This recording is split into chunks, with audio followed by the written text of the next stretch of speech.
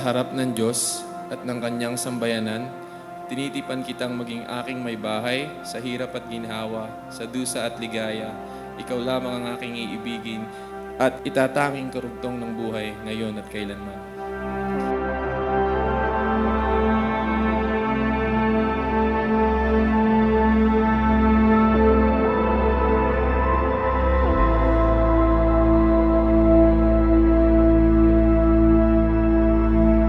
Naming lumikha iyong pagdamutan at tanggapin ang aming mga handog para sa pag-iisang dibdib ni na Mervin at Shaira. Ang pag-ibig mong kanilang tinataglay ay lobing mong kanilang maihandog sa iyo sa kanilang pagmamahalan araw-araw. Sa pamamagitan ni Jesucristo, kasama ng Espiritu Santo, magpa sa walang hanggan.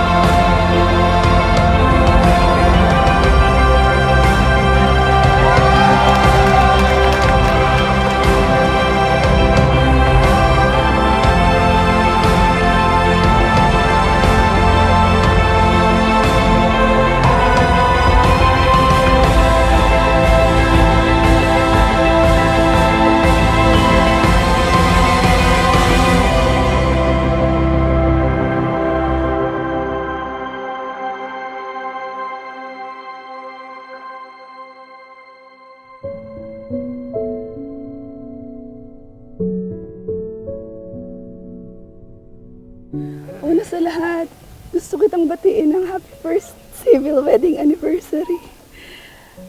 Having you as my husband is one of my greatest gifts in life. Nung barkada pa lang tayo, natatandaan ko pa, binibiro mo lang ako. Sabi mo lang, huy, huwag kang ma-inlove sa akin. Baka iniisip mo, sobra pala akong magmahal. Then 9 years ago, na-inlove na nga ako. Hello. Basta ka namang. Eto, post na pawis. Pakis mo na kasi. Ganda naman ito. Napaka-importante nung consent, nung malayang pagpili na itong bagay na ito na gagawin mo ay pinag-isipan mong maigi. All these things, dapat maging malinaw sa iyo na kapag kasama mo na ang tao na ito at kayo kinasal sa simbahan, yung mga bagay na ito ay magiging mapapasayo. Magkakaroon ka ng ownership.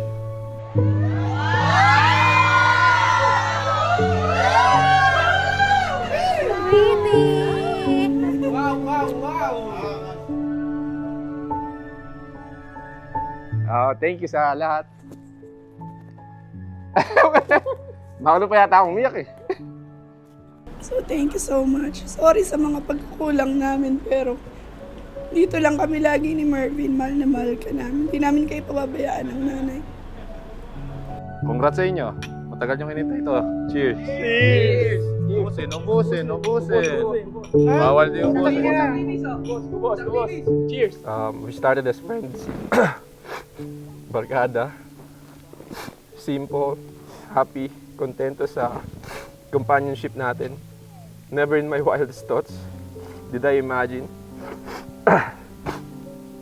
that the person who stood beside me in my lowest would one day stand in front of me as my lifetime, my constant, my forever.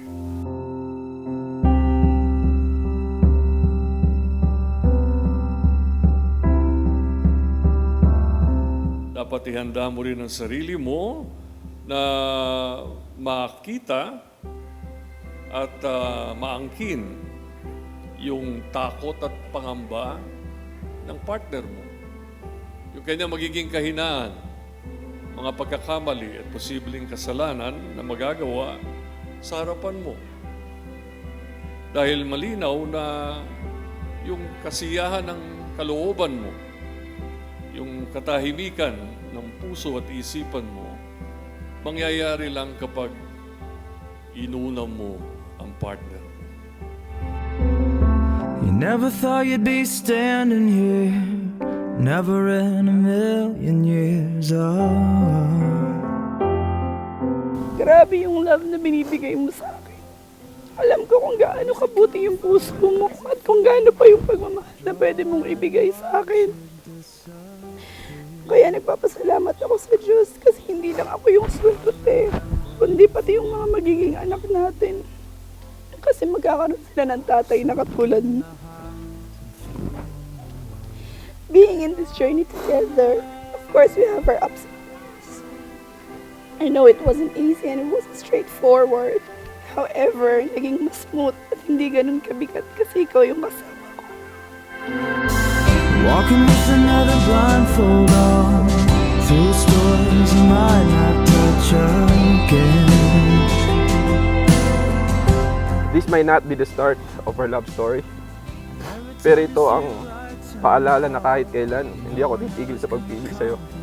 We may already be married sa mata ng batas, but today, I marry you again with even more love, more promises, and more forever. Love.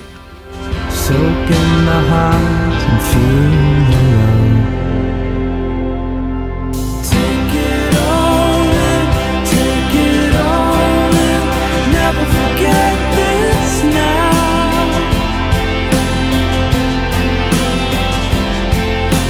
Take it all in, take it all in.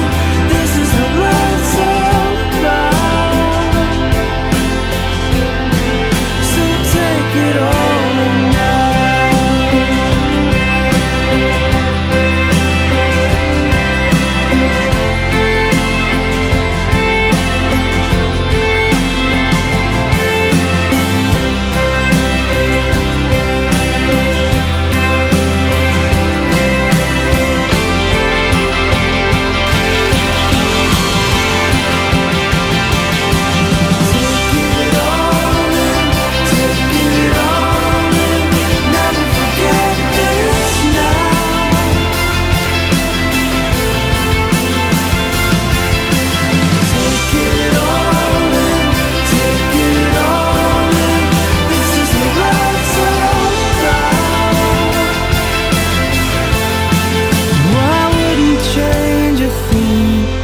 I vow to never ever stop dancing with you in the kitchen while having a child. I vow to put this marriage first more than anything else. I promise to be your home, your safe space. Magkasama nating harap yung bukas